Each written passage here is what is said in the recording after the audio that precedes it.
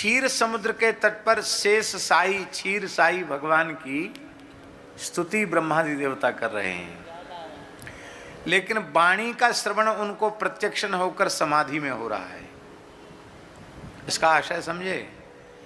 इसका आशय यह है कि क्षीर साई ठाकुर जी नहीं बोले, स्वयं नित्य गोलोक विहारी द्विभुज मुरली मनोहर परात्पर परब्रह्म जो श्री कृष्ण हैं, वो श्री कृष्ण ही ब्रह्मा जी की समाधि में प्रकट होकर के बोले। यद्यपि भगवत स्वरूप में किंचित भी भेद नहीं है, लेकिन समाधौ जो बात कही गई वो इसलिए कही गई कि भगवान अंशावतार कलावतार न होकर कृष्णस्तु भगवान स्वयं पूर्णावतार होकर भगवान आए हैं। इसलिए गोलोक धाम से वह वाणी आई है, वो प्राकृत कर्णों से सुनी नहीं जा सकती थी। इसलिए 12 महाभागवतों में प्रथम महाभागवत ब्रह्मा जी ने समाधि में उस वाणी का अनुभव किया। समाधि में भगवान ने कहा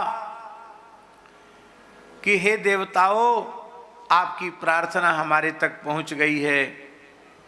देखो, अब तुम मेरी आज्ञा का पालन करो।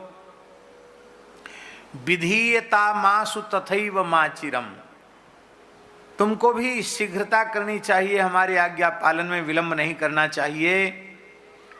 इस पृथ्वी को कितनी पीड़ा है इन दुष्ट राक्षसी वृत्ति वाले राजाओं के अत्याचार से,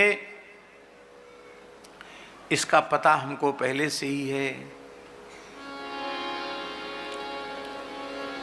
तो हम अवतार ग्रहण करेंगे, तुम चिंता मत करो। जन डर पहु मन शुद्ध सुरेशा, तुम ही लाग धरी हूं नरवेशा, मैं अवतार लूंगा। तुम अपने अपने अंशों से यदुवंश में जन्म ले लो। वसुदेव जी के घर में स्वयं मैं प्रकट होऊंगा और वसुदेव गृहे साक्षात भगवान पुरुष परः जनिष्यते तत्प्रियार्थम संभवन्तु सुरस्त्रिया। वसुदेव गृह में साक्षात भगवान, अंशावतार कलावतार नहीं, साक्षात भगवान स्वयं भगवान आकर अवतार लेंगे। किसके यहाँ? वसुदेव गृह में। झा जी, वसुदेव गृह शब्द के 2 अर्थ हैं। एक तो वसुदेव जी,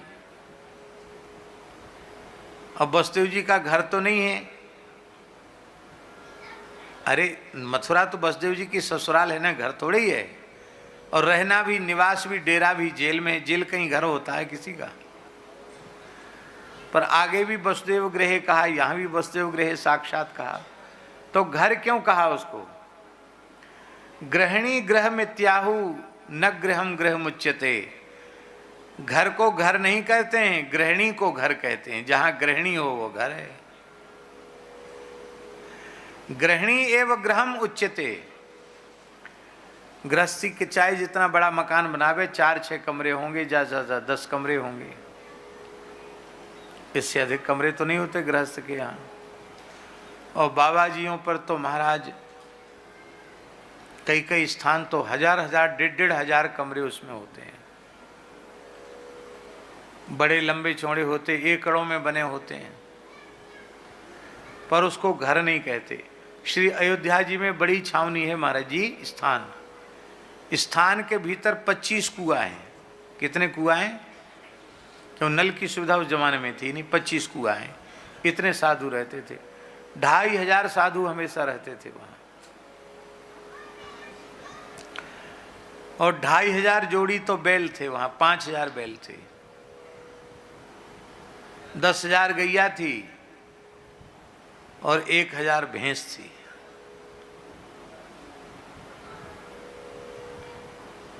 अब इतना संपत्तिशाली स्थान, कोई आओ 24 घंटे में सबको प्रसाद था। बड़ी छावनी में, पूरे भारतवर्ष में नाम था बड़ी छावनी की संत सेवा का। बाबा श्री रघुनाथ दास जी सिद्ध पुरुष थे, लेकिन इतना बड़ा 52 बीघे में बना हुआ स्थान, फिर भी उसको घर नहीं कहेंगे। जहाँ सैकड़ों कमरे हैं उसको घर नहीं कहेंगे। रेवासा धाम पुराना बना हुआ है, 600 साल पुरानी इमारत है, 84 कमरे हैं। कितने? एक 1.5 मीटर चौड़ी दीवारें हैं। पुराने जमाने का है स्थान।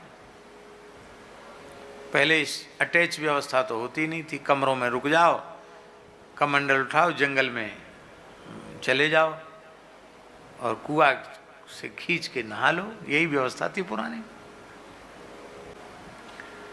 पर 84 कमरा होने पर भी उसको घर तो नहीं कहेंगे, मठ कहेंगे, पीठ कहेंगे, आश्रम कहेंगे।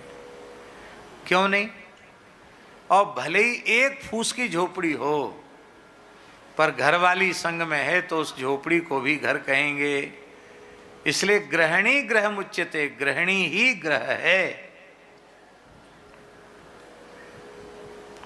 गृहिणी न हो तो घर घर नहीं है, गृहिणी से ही घर है।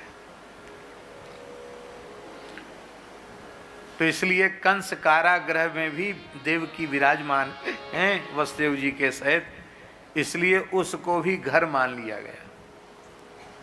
तो वसुदेव गृह हो गया। वसुदेव गृह साक्षात भगवान अवतार लिए।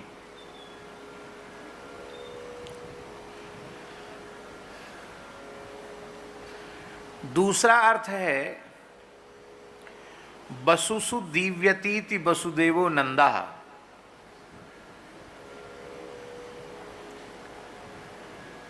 द्रोणो बसु नाम प्रवरो धरया सह भार्या।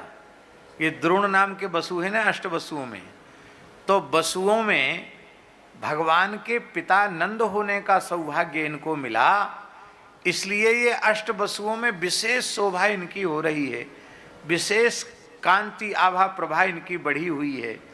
इसलिए वसुसु दिव्यतीति वसुदेवो नंदा।